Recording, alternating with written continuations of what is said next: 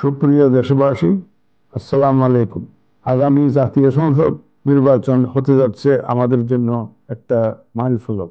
একদিকে সারা বিশ্ব তাকিয়ে আছে, অন্যদিকে আমাদের সমগ্র দেশবাসী অধীর আগ্রহে অপেক্ষা করছে তাদের ভোটাধিকার প্রয়োগের জন্য। আমাদের তরুণ সমাজ, বিশেষত যারা এই প্রথমবারের মতো তাদের ভোটাধিকার প্রয়োগের সুযোগ পাচ্ছে, এবং তাদের যে আগ্রহ, এটা আমাদের জন্য অত্যন্ত আশাব্যঞ্জক।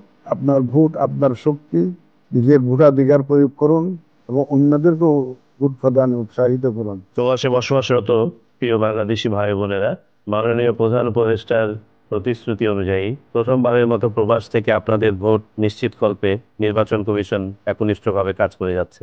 আমি আশা করি আপনাদের সবার সহযোগিতায় এই উদ্যোগ সফল হবে। নির্বাচনকালীন সময়ে আপনার দেওয়া একটি ভুল ও মিথ্যা তথ্যের কারণে সুষ্ঠু নির্বাচনের পরিবেশ বাধাগ্রস্ত হয়ে গণতান্ত্রিক প্রক্রিয়া ব্যাহত হতে পারে। আমাদের সকলের দায়িত্ব যেন কোনো খবর অন্ধভাবে বিশ্বাস করে বিভ্রান্ত না হই।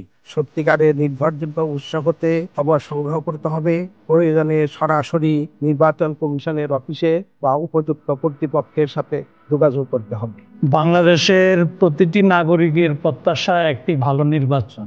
আসন্ন ত্রয়োদশ জাতীয় সংসদ নির্বাচন প্রত্যেক প্রার্থী, জনপ্রতিনিধি এবং সর্বস্তরের জনগণের প্রতি আহ্বান, আপনারা নির্বাচনের আচরণবিধি এবং নির্বাচন সংশ্লিষ্ট আইন বিধিবিধানগুলো কঠোরভাবে মেনে চলবেন।